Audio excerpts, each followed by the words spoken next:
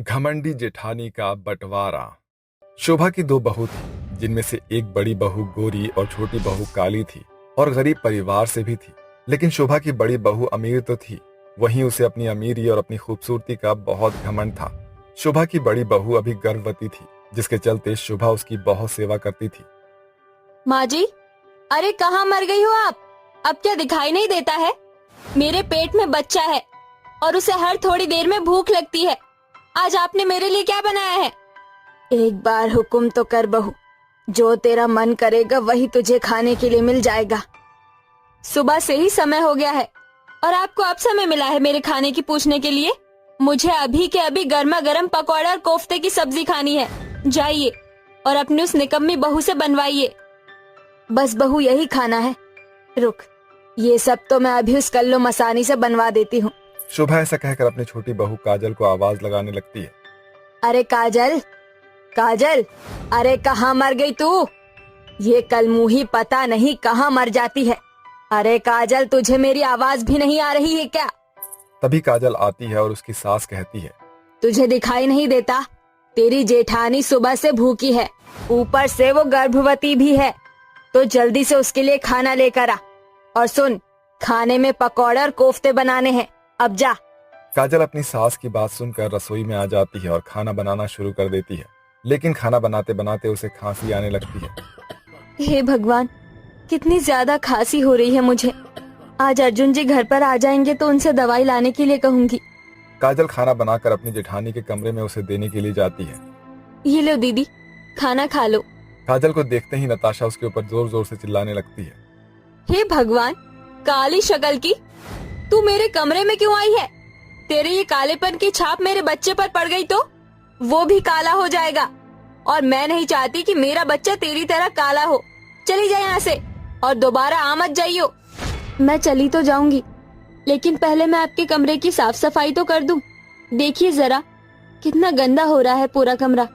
इसकी सफाई तो माँ जी भी कर सकती हैं, लेकिन तू मुझे मेरी नजरों के सामने नहीं चाहिए। अभी के अभी कमरे से बाहर चली जा, नहीं तो मुझसे बुरा कोई नहीं होगा। नताशा के कहने पर काजल वहां से चली जाती है, लेकिन उसके इस बर्ताव से बेचारी काजल के दिल को बहुत ठेस पहुंचती है। वहीं दूसरी तरफ नताशा अपनी सास को जोर जोर से चिल्लाकर बुलाने लगती है। माँ जी, माँ जी, कहाँ हो तुम?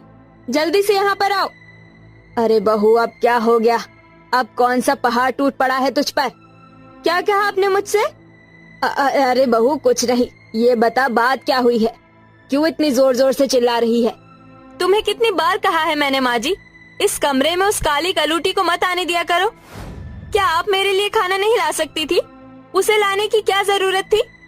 अच्छा ठीक है, आज के बाद ये काजल तेरे लिए खाना नहीं लाएगी, बल्कि मैं ही तेरे लिए खाना ले आऊंगी। अब तो खुश है ना तू? हाँ माँ जी, अब मैं खुश हूँ। ऐसा कहकर नताशा खाना खाने लगती है और वहीं दूसरी तरफ शोभा उसके कमरे की साफ सफाई करने लगती है। ऐसे ही शोभा अपने दोनों बहुओं में जमीन और आसमान का फर्क करती थी। एक को तो बहुत प्यार करती थी, वहीं दूसरी को बिल्कुल नौकरानी की तरह रखती थी। ऐसे ही एक दिन काजल रसोई के अंदर सभी के लिए नाश्ता बना रही होती है और अचानक ही उसे जोर जोर से खांसी आने लगती है। खांसते खांसते उसके मुंह से खून निकलने लगता है, जिसे देखकर काजल घबरा जाती है। हे भगवान, क्या हो रहा है? मेरे मुंह से खून क्यों निकल रहा है? मुझे तो कुछ समझ ही नहीं आ रहा। तभी वहां अर्जुन आ जाता है और कहता है, ये क्या काजल, तुम्हारे मुंह से खून कैसे निकल रहा है? आखिर ये सब क्या चल रहा है? हाँ, चलो मेरे साथ तुम डॉक्टर के पास। लेकिन आपके पास तो पैसे ही नहीं थे, फिर डॉक्टर के पास कैसे लेकर जाएंगे? मैंने मालिक से कुछ पैसे उधार लिए थे ताकि मैं तुम्हारा और अपना खर्च उठा सकूं, लेकिन अब तुम्हारी तबीयत खराब है तो तुम चलो, पहले तुम्हें डॉक्टर को दिखाऊंगा। अर्जुन काजल को डॉक्टर के पास ले जाता है, जहां डॉक्टर काजल का चेकअप करते हैं। चेकअप के बाद डॉक्टर अर्जुन से कहते हैं, आपकी पत्नी को टीबी की बीमारी है, जितना हो सके उसका खाना पीना अलग रखिएगा और कुछ दवाइयां लिख दी है। आज से आपकी पत्नी की दवाइयां शुरू करनी होगी ताकि आपकी पत्नी का टीबी ठीक हो सके। टीबी का नाम सुनते ही अर्जुन हैरान रह जाता है और उसे कुछ भी समझ में नहीं आता है, जिसके बाद वो अपनी पत्नी काजल को वापस घर ले आता है। जैसे ही काजल की बीमारी का पता चलता है उसकी सास और जेठानी को, तो वो घर को अपने सर पर उठा लेती है। इस कलमुही को अब टीबी की बीमारी हो गई है। इसके इस घर में रहते हुए मैं इस घर में नहीं रह पाऊंगी। मैं आज ही अपने मायके चली जाऊंगी। मैं नहीं चाहती कि मुझे या मेरे आने वाले बच्चे को टीबी की बीमारी हो जाए। अरे बहू, तू ये कैसी बातें कर रही है? भला तुझे इस घर से जाने की जरूरत ही क्या है? जाएगी तो ये टीवी की मरीज, वैसे भी ये घर में रहने के लायक ही नहीं। आप दोनों ये सब क्या कर रहे हो? हाँ, एक तो मेरी पत्नी को टीबी की बीमारी है, ऊपर से आप उसे जलील कर रहे हो। अरे बेटा, इस औरत को छोड़ दे, मैं तेरी शादी किसी अमीर घराने में करवा दूंगी। और नहीं तो क्या देवर जी, अभी आपकी उम्र ही क्या है? इस टीवी की मरीज के साथ रहकर क्यों अपनी जिंदगी बर्बाद करना चाहते हो? बहुत हुआ, अगर ऐसी बात है तो ये मेरी पत्नी है और इस घर में इसका भी हिस्सा है। हमें हमारा हिस्सा दे दीजिए ताकि हम लोग अलग रह सकें, फिर मेरी पत्नी पर कोई भी उंगली नहीं उठाएगा।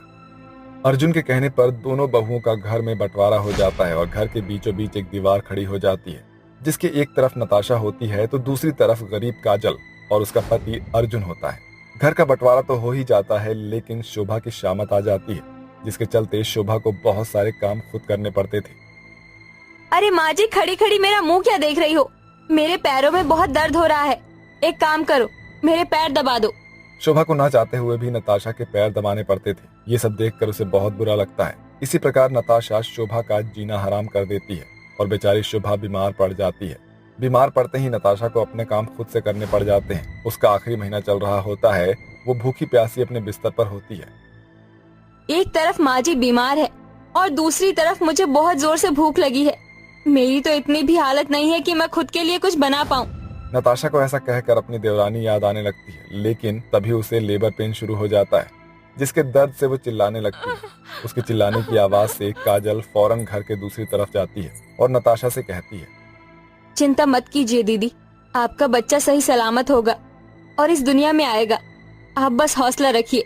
कुछ ही देर में काजल नताशा की डिलीवरी भी करवा लेती है। ये देखकर नताशा को अपनी गलतियों का एहसास होता है और वो काजल से माफी मांगती है, लेकिन काजल उसे माफ कर देती है और वहीं वो अपनी सास शोभा की भी अच्छे से देखभाल करती है, जिसके चलते वो ठीक हो जाती है। अरे मेरी प्यारी बहू, तूने मेरी देखभाल की और इतना ख्याल रखा, ये तो मैंने कभी सपने में भी नहीं सोचा था। बंटवारा होने के बाद हमें अपना परिवार ही समझा। हमसे हुई गलतियों को माफ कर देना बहू। आप लोगों को माफी मांगने की जरूरत नहीं है, आप लोग मेरे अपने हो, मैं हमेशा आपका साथ दूंगी। उस दिन के बाद से शोभा और नताशा के मन से गोरे और काले का फर्क निकल जाता है और अब शोभा काजल की टीबी की बीमारी का अच्छे से इलाज भी करवाती है, जिसके चलते दोनों बहुएं बंटवारे को खत्म कर देती है और सबके साथ खुशी खुशी रहने लगती है। रामनारायण के दो बेटे थे, बड़ा बेटा श्रवण और छोटा बेटा रवि। रामनारायण और सीता ने जिंदगी भर गरीबी झेलकर अपने बच्चों को बड़ा किया था। जहां रवि पढ़ सके इसलिए श्रवण अनपढ़ रह गया। श्रवण की शादी गांव की एक सीधी लड़की राधा से हो गई और अब बारी रवि की थी। अरे श्रवण के बापू, हमारा रवि भी अब बड़ा हो गया है, अब हमें उसकी शादी कर देनी चाहिए। शाम को रवि जब घर लौटा तो नारायण ने कहा, रवि बेटा, तू बड़ा हो चुका है, समय हो चला है कि अब हम तुझे शादी के बंधन में बांध दें। पिताजी, मैं एक लड़की को पसंद करता हूँ, ईशा नाम है उसका। जब मैं शहर में पढ़ाई करने गया था तब वो मुझे मिली थी। रवि ने खुलकर ईशा के बारे में अपने परिवार वालों को बताया। तभी उसकी माँ सीता कहती है, मगर रवि बेटा, ईशा शहर में रह रही लड़की है, बड़ी बहू तो गांव की थी, इसीलिए उसने सुख दुख भोग कर अब तक इस एक कमरे के ससुराल में ही जिंदगी काट ली। मगर क्या ईशा इस एक कमरे के ससुराल में ढल सकेगी? हाँ माँ, ईशा मुझसे प्यार करती है और वो यहाँ रह लेगी। जज्बात में आकर रवि ने कह तो दिया, मगर क्या सच में ऐसा होने वाला था? कुछ ही दिन में ईशा बहू बनकर ससुराल चली आई। राधा बहू, आगे आकर अपनी देवरानी का स्वागत कर। जी माँ जी। आओ मेरी प्यारी देवरानी, इस कलश को गिराकर गृह प्रवेश करो। ईशा जल्दी से अंदर आ गई और मुंह बनाकर कमरे के कोने में लगे बेड पर बैठकर मन ही मन सोचने लगी। ओह गॉड, मैंने तो सोचा था कि मेरे ससुराल वाले वेल सेटल्ड होंगे, मगर ये सारे भूखे नंगे भिखारी निकले। सारे के सारे इस कंजस्टेड कमरे में कैसे कीड़े मकोड़ों की तरह रह रहे हैं। थोड़ी देर में रात ढल गई और सभी सो गए, मगर सड़क से गुजर रही गाड़ियों के हॉर्न की आवाज से आधी रात को ईशा की नींद टूट गई और उसने गुस्से में चिढ़कर रवि को जोर से चिकोटी काटकर उठा दिया। क्या हो गया ईशा, तुम्हें नींद नहीं आ रही क्या? अरे सारी रात गाड़ियों की चेचे पेपे चलती रहेगी तो क्या खाक नींद आएगी? तुम मेरी बात ध्यान से सुन लो, मैं इस एक कमरे में बिल्कुल भी कंफर्टेबल नहीं हूँ। आखिर तुम्हारे गरीब माँ बाप ने जिंदगी भर जो कमाया उससे बस ये एक ही कमरा बना सके।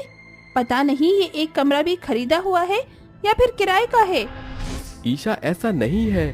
तुम सोच भी नहीं सकती कि इस एक कमरे की कीमत कितनी है। जानती हो, इस एक कमरे की कीमत पूरे 25 लाख रुपए है, क्योंकि ये सड़क की महंगी जमीन पर बना है। ये सुनकर लालची ईशा की आंखें चमक उठी और उसने गहरी सांस भरते हुए कहा, थैंक गॉड, इस कमरे की कीमत 25 लाख तो है। तुम्हारे माँ बाप की जिंदगी तो दाल रोटी कमाने में ही कट गई, मगर मैं नहीं चाहती कि हमारे होने वाले बच्चे धूल मिट्टी में पले। तो क्यों ना हम इस कमरे को बेचकर शहर में हाईफाई घर ले लें। मगर ईशा, माँ और पिताजी मुझे इस कमरे को भला क्यों बेचने देंगे? बताती हूँ। इसके बाद ईशा रवि के कान में फुसफुसाती है। रवि पूरी तरह ईशा के भड़कावे में आ जाता है और अगली सुबह, पिताजी, मुझे आपसे कुछ बात करनी है। हाँ बेटा, बोलना। पिताजी, मैं और ईशा यहाँ नहीं रह सकते, इसीलिए अच्छा यह है कि आप इस कमरे का बंटवारा कर दो।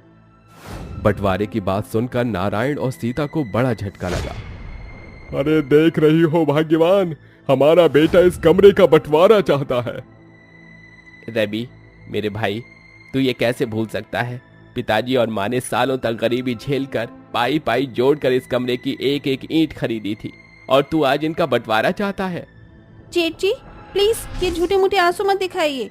और रही बात बंटवारे की, तो रवि नहीं, मैं चाहती हूँ बंटवारा। ये सुनकर राधा रोते हुए ईशा से बोलती है, नहीं नहीं देवरानी जी, ऐसा मत करो। इस कमरे का बंटवारा करके इस घर को मत तोड़ो। देखो जेठानी जी, तुमने जितना रोना धोना है रो लो, मगर ये बंटवारा होकर ही रहेगा। ईशा ने जैसे कमरे का बंटवारा करने की ठान ली थी, जिस कारण सीता और नारायण को बड़ा सदमा लगा। अपने सास ससुर की सेवा बाड़ी से बचने के लिए ईशा रवि को लेकर शहर चली गई। इस बीच सीता और राम नारायण दोनों ने एक एक करके आंखें मूंद ली। जैसे ही इसकी भनक लालची ईशा और रवि को पड़ी तो वो अपना हिस्सा लेने गांव लौट आई। भाई भाभी को रोता देखकर रवि झूठे आंसू बहाते हुए बोला, श्रवण भैया, ये क्या हो गया? माँ बाबूजी क्यों चले गए? रवि, तू शहर न जाता तो शायद माँ पिताजी आज जिंदा होते। जेठ जी, ये सब तो बहाना था। जिसे जाना होता है वो तो चला ही जाता है। मगर क्या आपको और जेठानी जी को पता है, ससुर जी ने इस कमरे पर बड़ा कर्जा लिया था। हमारे पास नोटिस आया है, ये देखिए पेपर।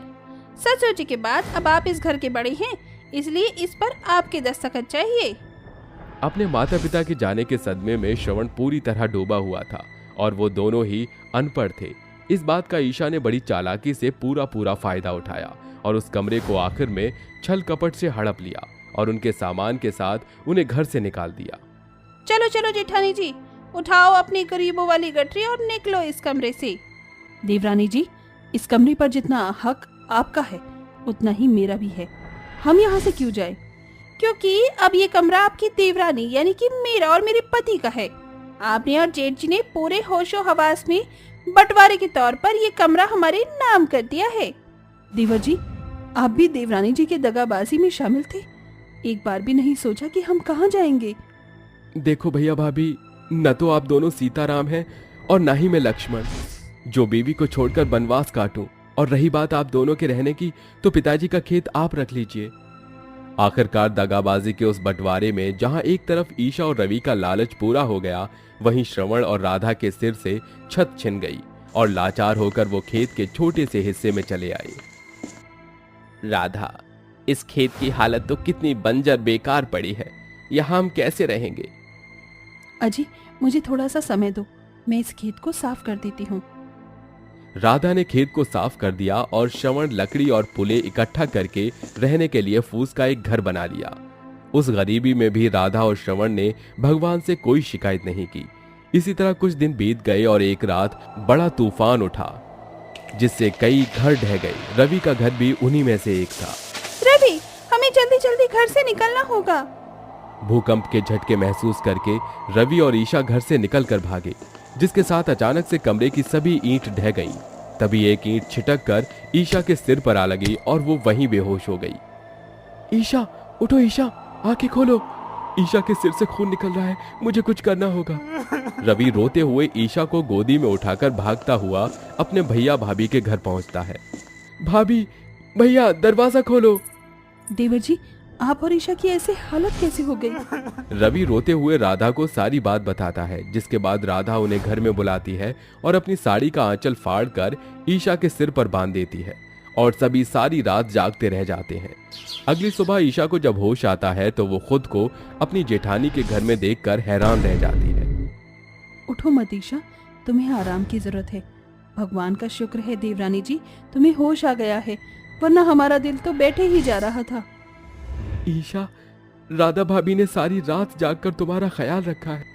ये सुनकर घमंडी ईशा की आंखों के आगे उसके लुचपन की यादें उभर आई, जिसे सोचकर ईशा की आंखों में आंसू भर आए और वो रोते हुए बोली, जेठानी जी, मुझे माफ कर दो। मैंने लालच में आकर आपसे और जेठ जी से धोखे से घर छीन लिया। एक बार भी ये नहीं सोचा कि आप कहाँ जाएंगे, कहाँ रहेंगे। इसीलिए भगवान ने मुझे ये फल भोगने को दिया है। इसीलिए ईंटों का बना वो कमरा ढह गया और वही आपका फूस का कच्चा घर भी एकदम सही सलामत खड़ा है। जो हो गया सो हो गया। सुबह का भटका अगर शाम को घर लौट आए तो उसे भूला नहीं कहते। अब हम सभी साथ मिलकर रहेंगे। आखिरकार देवरानी जिठानी के बीच का बंटवारा पूरी तरह से खत्म हो जाता है, जिसके बाद श्रवण और रवि साथ मिलकर खूब मेहनत करके दोबारा से उस जमीन पर एक घर बनाकर खुशियों भरा संसार बसाते हैं।